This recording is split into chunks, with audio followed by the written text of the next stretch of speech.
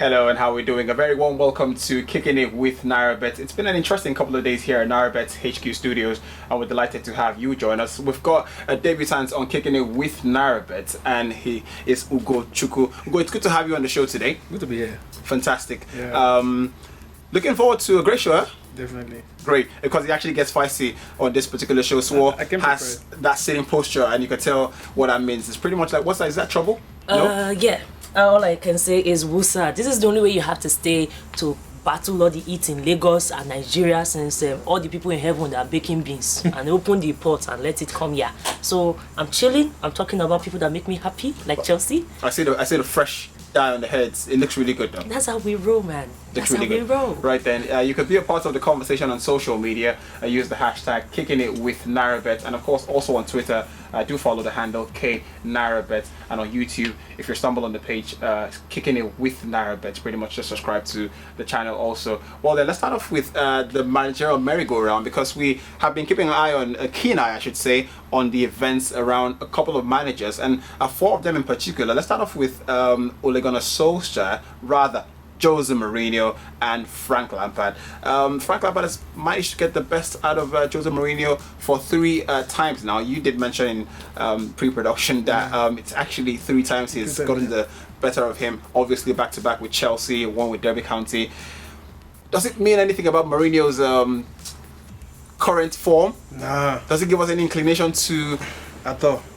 No? No. Doesn't? It's just like, let's say, a master and a student. So Frank is just trying to prove to his Oga that I've learned this job. I don't sabi am small, and there's nothing special about it. He has done it, but it doesn't mean that he's better than Mourinho. Right. He's just showing that he's Oga. At least this is the way he teach me for back room. I sabi am small. That's why he ends there. You know, I've never thought about that angle before, you know, because it's actually an interesting angle. You know, this thing you taught me well, right? Is that the case, or does it mean Mourinho? I mean, Frank would never have won a game like that against Mourinho a couple of years ago, would he? Yeah, but the dynamics is different. And don't forget that sometime, like, was it August when Mourinho was still a pundit, he was still talking about Frank Lampard's choices for the big games. He was talking about the fact that he lost so shambolically to Ole Gunnar and his kind of selections for games. So the first time that he played as a Chelsea manager against Mourinho, you could see the way he set up. Normally we use a 5-man at the back. Instead he started with a 3-man at the back. He used the Fikayo Tomori, used the Zuma, and what's his face as Liqueta or something like that. And that was the element of surprise. And same thing what we saw the other week when we saw Lampard face off with Mourinho again.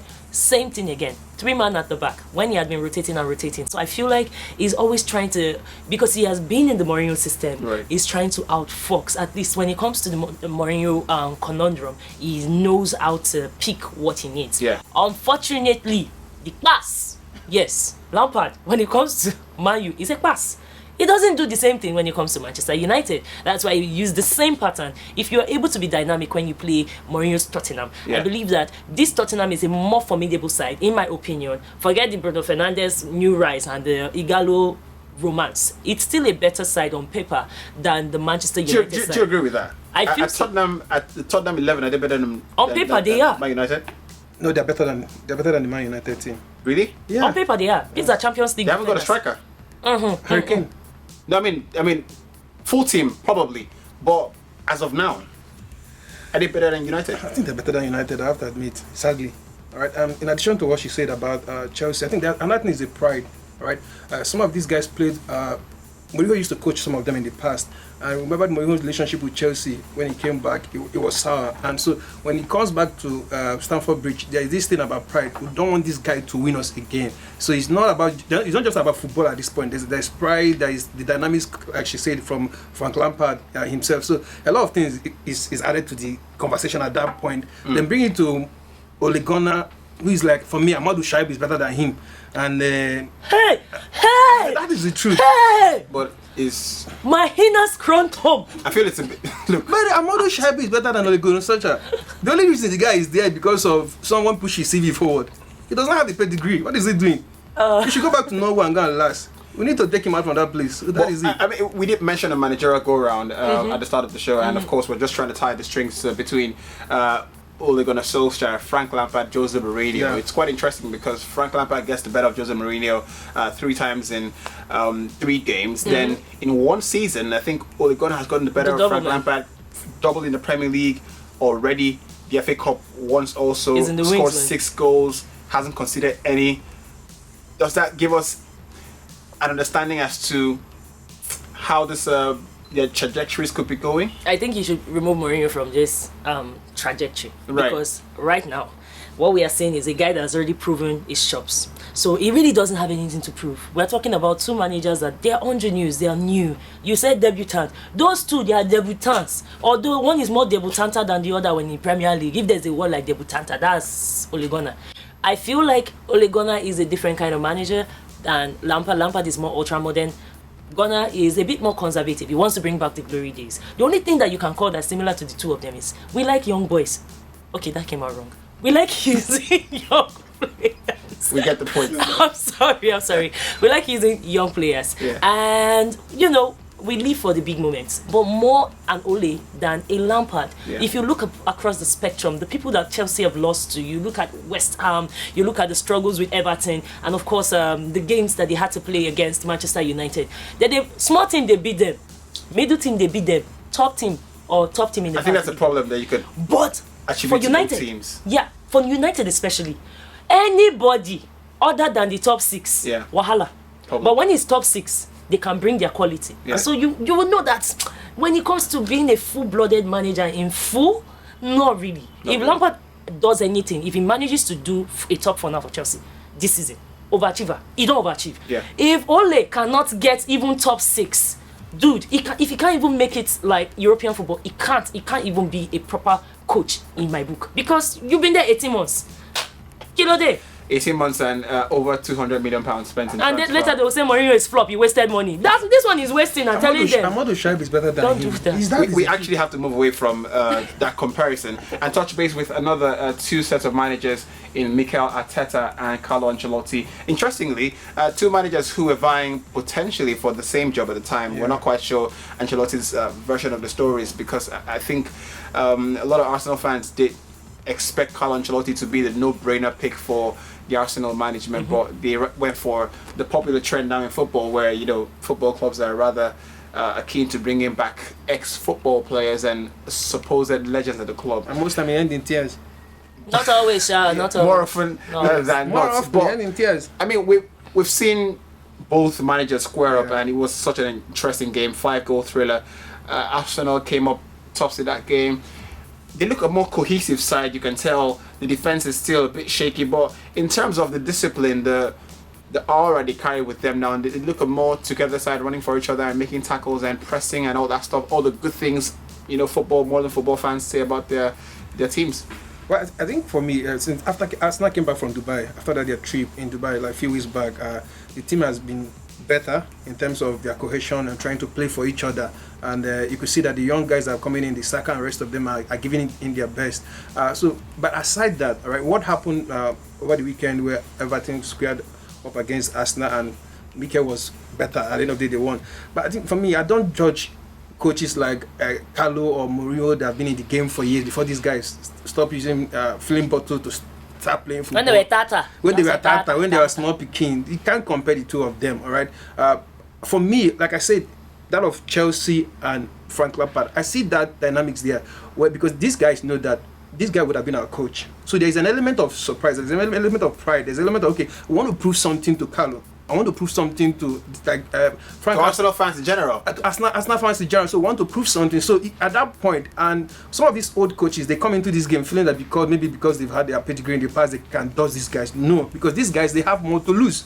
So for them, so they will do everything humanly possible, and even jumping up and down because they have energy. They're under 30 or above 30, they win. But these old men, they just go there and do whatever they want to do. Do the coaches, the ones, do they know that, just off of Ugo's point, that the managers who, like Mikel Arteta, who knew Arsenal fans potentially did not want a rookie manager in place, or rather have gone for an experienced Carlo Ancelotti, do they know that personally, to think that, now I'm going to play this guy, I'm going to show him that I wasn't a bad option after all? See, any game, any sports, bad belly is allowed. And when bad belly is allowed, you always have an opportunity, especially as long as they've not flung the final whistle or said game over, to come and show yourself to somebody that you feel like, I need to show on something. But I feel like when you say stuff like, the old managers, it's not always the case. You should always be able to find a reason to motivate yourself. Like, one of the reasons why Carlos said he was coming to Everton was, okay, I'm looking for a different kind of challenge. But where I agree with you is this. You could see that Arsenal boys, at least for once, they get pride. Normally, if you give them Totorimi one time, top. Don't go 12. Oh, see, they will just open up and everything will enter. But now, they have grit. I had not seen that kind of grit. It was a proper contest. You could see that when it came to who wanted it the most, who was braver, who was going more for the ball, the area balls, who was committing bodies, like Kola. Kola was a Kola. And then you could see Everton boys. Iwobi is our guy, but let's face it, was he that little? Not really. Yeah. You could see that the guys that were more later were the ones that wanted it. And Arsenal, they are showing that grit.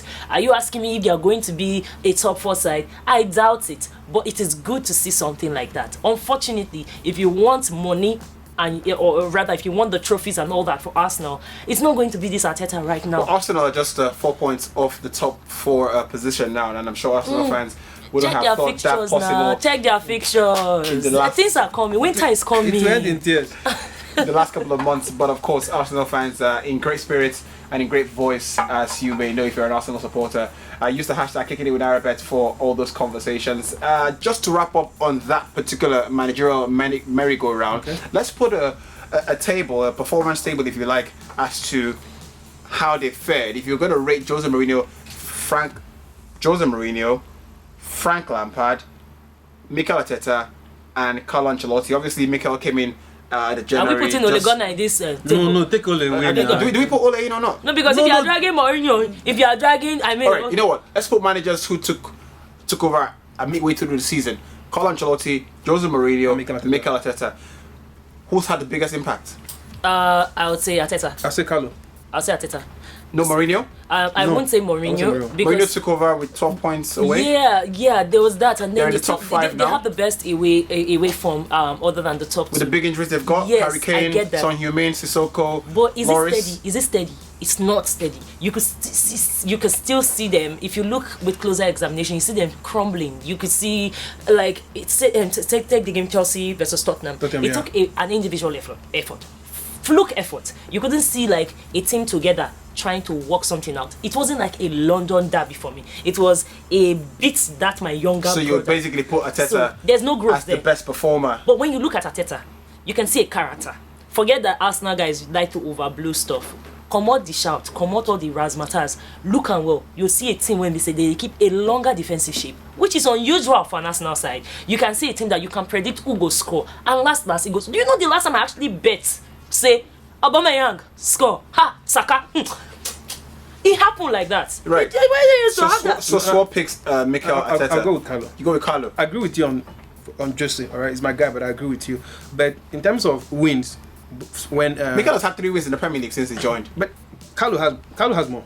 Yeah, of course. That's what I'm saying. Like, So for me, what are you basing the wins on? What are you basing the table on then? But apart from the wins that they've recorded with their team so far, Right. I think Carlo has more wins compared to Mikel. Yeah, Mikel won him over the weekend, but that is not it.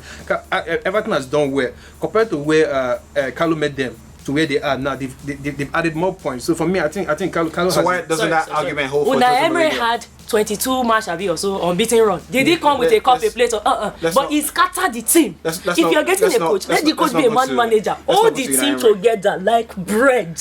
Let's not go to United. Arteta is a bread maker. He don't hold the team. Let's move away from the managerial merry-go-round, and of course it's been an interesting conversation here on the opening segment of Kicking It with NairaBet. How about say you be a part of it on social media? We're asking that you go to the YouTube, actually I want to say the website, but YouTube, follow us, subscribe to the channel Kicking It with NairaBet.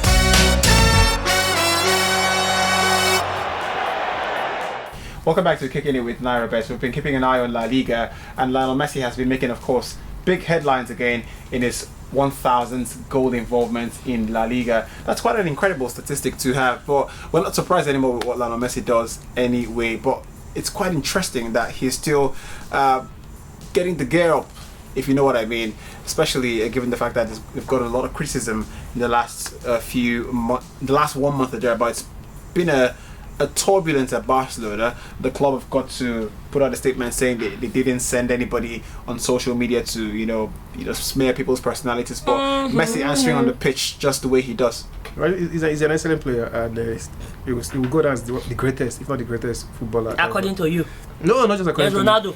Let's not even go there. Let's not go there. Please, but he will go down as the greatest of his generation, and for as far as he's still in the game, he keep proving himself day by day. He's not like a Hazard, so he will keep giving his best anytime. Well, it's interesting you mentioned Hazard because he has actually, according to the stats, has lost missed more games for Real Madrid than he missed in his 7 years at Chelsea. I actually think that stat is, a bit skewed, but interesting. That's what it is. He's missed so much games. He was out for 80 days in total before returning against Celta de Vigo. Didn't take long before he pulled up again. Obviously, you know that when the player starts in a new league, he has to get himself used to the system. And if you have a low center of gravity like Hazard does, you're always a target for people wanting to swipe at you. Now, I'm not saying that the Spanish guys are better at getting at Hazard's, fistula and whatnot. But you know what? Chelsea had a very, very fantastic medical team. You could see that's one of the reasons why they were recording success back to back. Why they were Are you saying that Madrid doesn't have a good medical team? Compared to Martina, what's that name again? That Marina, that doctor that she and Mourinho then quarried and everything they scatter. That babe was very. We're talking about Spanish, the Farmers League, and Hazard is not doing well. Yeah, he's behaving like Welbeck. No. You cannot do that to a Hazard because you see age comes as age How comes. old is he? The way you Hazard is 28. By the way. So the Should be way in his prime. How old is Messi? the way you would recover at a time. 31. Okay. Wait, what is the 28, excuse? 31. 28. Are we having Hazard and Messi? No, I'm just so you're making excuses for I'm saying that the you're way making you would excuses for recover Hazard. when you were younger is different. And for someone that wasn't really injured so much in his career, you find out that for people like that, for them to recover and get back, you need to not rush the process. You could see the medical team in Real Madrid, they were trying their best. Even if they were trying to pace it out, they still rushed the process because if you spend 100 million for player, not be Ansu Fati now when they come and go. He actually spent 80 days in rehabilitation. Is that not enough time? 80 days is almost 3 months. For a fistula, you not even they do 3 months. You do anything to 6 months at the very least. But you said you had modern medicine, and your modern medicine insisted. Now that there's a Atletico, whatever, what's that thing that they do? What is that? My own is that Hazard has turned to Diaby. He's not a Diaby. He's a Diaby. I can tell you this. I can tell you this. He's a Diaby at Real Madrid. He has been as impactful as ever. The fact that this Classico coming, the only name people they shout now, Hazard. That should tell you that for a guy that doesn't really play so much games, are you telling me that injury means that you be a bad player? Then you tell me about Neymar now. Neymar spent more time out of the field. Even just the other day, collected the red card again. More time on the field. Neymar has done well for PSG. You can't say that about Hazard. Give Hazard time now, not be this season. But at the moment, his name is Diaby. That is it. He's not a Diaby. He's a Diaby. I will stone this guy on pillow. Not they call Diaby, they call Hazard. Hazard don't win Champions League. Hazard don't win Europa. Hazard don't win Premier League. He went to Farmers League. What has Diaby won in his life? He's getting injured back to back. What has Diaby won in his life? Not they call Hazard Diaby. If not, I swear. But Hazard is Diaby at Real Madrid. God forbid, but. So El Clasico this weekend, and I'm sure just like last weekend's big sporting fixture, it is certainly the center of attraction actually in the sporting world. The El Clasico is Barcelona versus Real Madrid. I'm just going to take your 2 cents on the Deontay Wilder and Tyson Fury. What do you predict going to the game? I always said Fury. Fury is a better boxer, and British boxers are always better. European ones are better. That's all I need to know. Fury. Oh, sure. now you they say Fury. Look at you. I thought you were saying till the day the guy chop and gbogbo. Well then, let's talk about that El Clasico because has it lost its magic in the last 2 seasons, and obviously that is coincided with Ronaldo leaving to Italy. There is not a real subplot to create and sell like a narrative. Biola last week mentioned, and shout out to Biola, he mentioned football leagues are being sold like movies, and the narratives is just amazing. Have La Liga lost that in a bit because the Clasico is the biggest 2 fixtures in the La Liga? But you mentioned they rushed Hazard back from injury. Would that have been a perfect subplot? Hazard versus Lionel Messi, Real Madrid just 1 point off Barcelona. It could have been a bit more feisty. It would have been overkill. It would have been overkill because you can't even use Hazard versus Messi. It would have been more of a Benzema because if you check the lineup, a Benzema. He's not a footballer. No.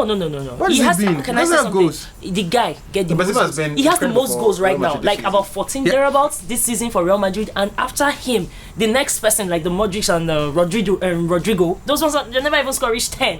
and you're looking at this man like he's beans. He's not beans. It's fried rice. Benzema is a model. Let's just zoom into their Classico a little bit. Real Madrid have managed to stabilize their season, but it's almost coincided with a poor run of 2 games now. The Champions League comes up in the midweek, but the Classico is center stage. How do they manage the resources given Hazard is injured? You've got Manchester City in the Champions League. How do you approach a game like that? Do you play your best? Do you put your best foot forward, or do you almost manage a little bit for the Champions League? Well, I think they have a lot at stake this week. So for me, both in Europe at home in Spain, so the best thing that's then we do is for him to put best foot forward, and it depends on the players. All right, will they rise up to the occasion now, or will they find an excuse, a convenient excuse for them to lose back to back? They're footballers. They play at the best, at the very best. So them against Messi, or them against Barcelona, them against Man City, they should show themselves that this is who we are. This is why we're the Madrid Galacticos. So if they cannot do it, I don't think they should go home and go and sleep. For a team very obsessed with the Champions League, do Real Madrid then say, we've created a niche in the Champions League, that's where we put our targets on, but Barcelona can run away with the title if they all go 4 points clear? If you check the odds for Real Madrid being able to defend their title or collect their title back, it's very, very low. It's not even up to 5. I feel even Juventus has a better odd in the Champions League. To win the Champions League better than Real Madrid. And then you look at the fact that they have a better defensive record compared to Barcelona. So they would want to give this one a go. Because, yes, Barcelona has a lot of goal scorers. I was talking just now about the fact that, after Benzema, Rodrigo was the next person, and Modric. And if you combine most of the players in Madrid that have scored already, it's not even up to Benzema's goal. So that will tell you that most of the things that will be coming through as goals will be passing through the channel of Benzema. But then again, they have a better defensive record compared to Barca. Barca scores a lot of goals, but they have been chopping a lot of goals as well. So I feel like take this one and play the game in front of you. I feel like your Classico might just lean towards Real Madrid. Small. So your prediction would lean towards Real Madrid. Definitely. We're going to take those predictions in the betting segment of the show, and of course all the odds are exclusive to the website www.NairaBet.com.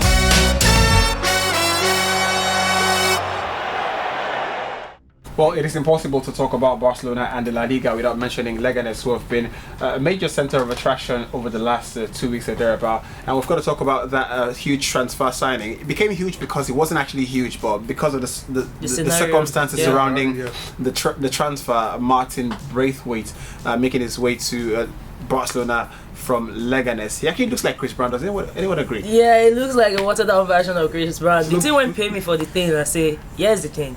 You know that thing they used to tell us when we were small? There's a man that has 6 wives, and then look at the man that had 1 wife, and then they collect the man that had 1 wife.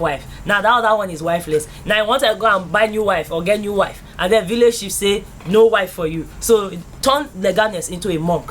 But good one. Let me translate that quickly in English. Okay. Well, Leganes actually have a player, Martin Braithwaite, who of course Barcelona have been courting for quite some time, and the La Liga rule says that if a player from your team is injured for more than 5 months, you could actually prove that, then you could sign a player as an emergency transfer. Barcelona had 19 teams, rather 18 other teams to look at, and they chose Leganes, who when they have 1 wife, and the top scorer of the team, who of course has a release clause, because when you read across social media, what a lot of people tell you is, oh, why did Leganes sell? But in La Liga, it's common knowledge that a lot of players have got these release clauses in their contract. So once you meet the release clause, then the club pretty much have nothing to do about it. But how fair is it that Leganes haven't been allowed to get a player as a replacement, given their precarious position on the table? Well, it's not Barcelona's problem. It's their own personal problem. So to him who has more will be given on to the person, and if you don't have, it's a problem. It's a personal problem. So they'll sort themselves out, and if they go for litigation, it's their problem. Barcelona and his boys, they didn't try, and I think that this is a very good thing that happened. It might be bad for Leganes now because yes, it was the highest goal scorer. He had only shot up 6 goals, but for Leganes, it was key when it comes to their relegation battles, and they were almost cutting through.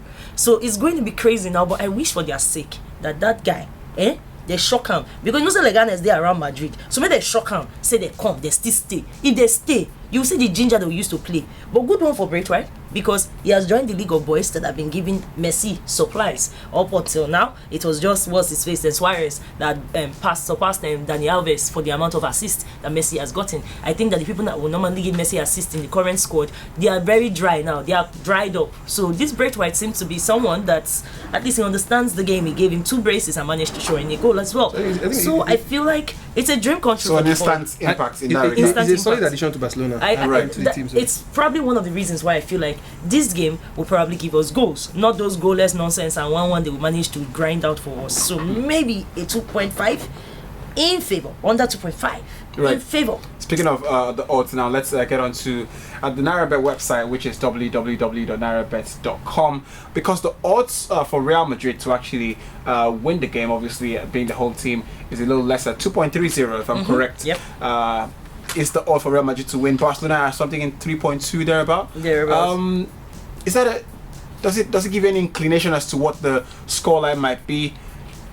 It's respectable, because especially when you see that when you have to draw, if you have a draw, it's 3.75. So it's respectable. It's understanding the times. Normally it's a little bit more clear cut, but now you're seeing it very even. Yeah. So I feel like so draw is the most likely outcome of that game.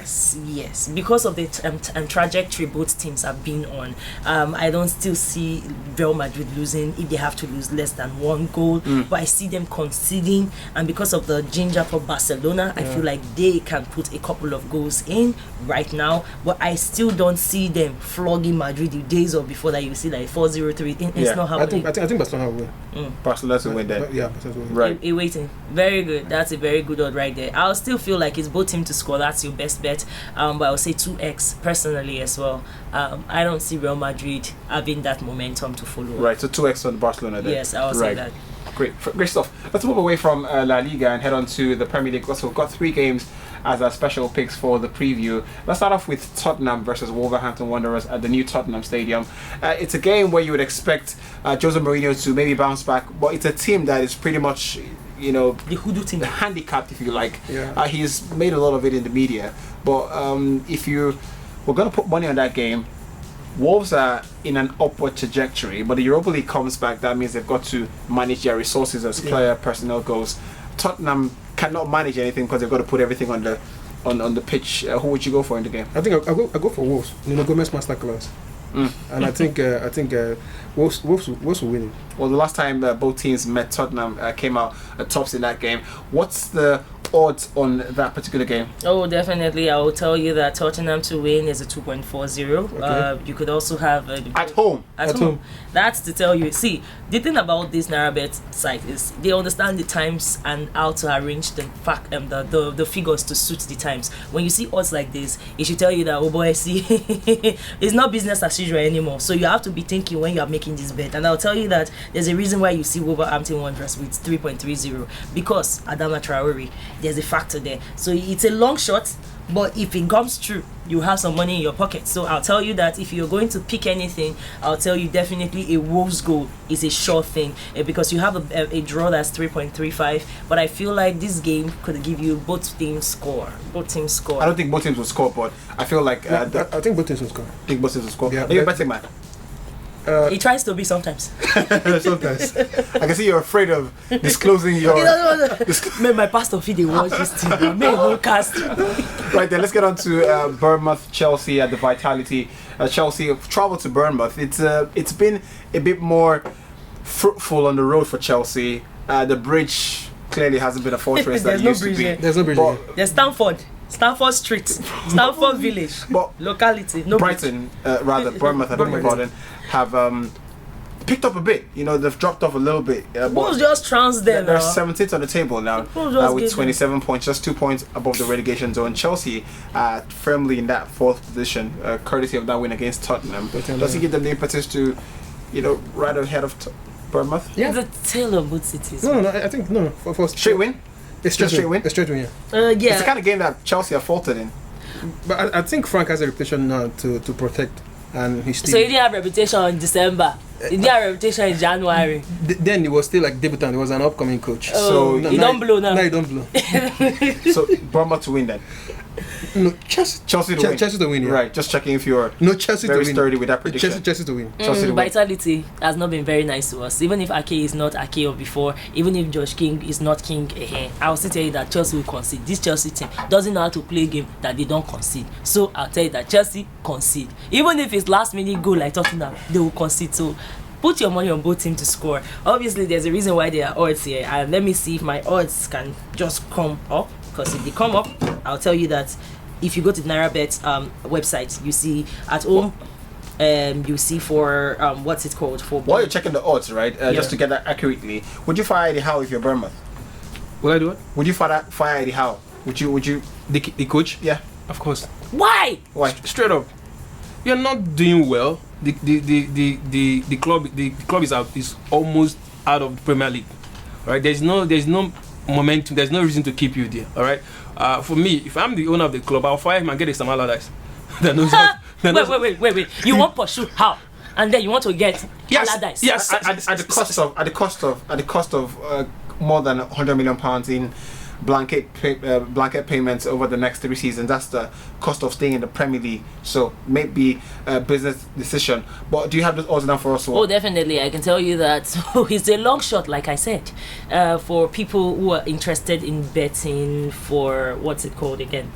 Sorry, the odds just ran away from me again. I think I agree with that. Both teams will score, but I think Chelsea will win it. Chelsea to win away from home. That's a popular call this particular season. Another game we're going to touch base with would be Everton against Manchester United. Okay, I have the odds for Chelsea and Bournemouth. Bournemouth is 5.00 to win. It's not possible. Chelsea is in the one doldrums, and then the draw is about 2.20, I think. Thereabouts. Right. I really think that don't waste your money, fam. Even if Chelsea not my team, I could tell you, say Chelsea will win the game. I think Chelsea will win, but it will not be a good so I'll say both teams score Chelsea to win 2x. As always with betting, if Bournemouth going to win, it would be a massive cash out for some people. Everton versus United. Ole Gunnar Solskjaer is the kind of game Ole has thrived in. Do you see the positive results for Manchester United there? I want to be a Man U fan at this point, so I think we'll win, and I think Igalo will score. It could be third time the charm. The man is always someone that seems to live a charmed life. That's Igalo. Every time you think, this might not be the one, he will just shock you like NEPA wire. So why not? And probably that's why you should be putting some money on Igalo to score. Because not just like it's nationalistic, but it gives you extra money in your pocket because people are writing the guy off small as time goes. I can tell you that away team to win is 2.95, especially if you're a Manchester United fan. That's something you want to smile to the bank with. A draw is 3.40, and of course Everton to win is a 2.60. I would say that Everton, they've shown that they have muster, so they would probably be a team to be able to put a goal in against Manchester. And if you follow precedents, I will tell you that Manchester feel lose because every time they beat a big team, they shop it. So I expect them to follow the pattern that they've been following. So Manchester to lose.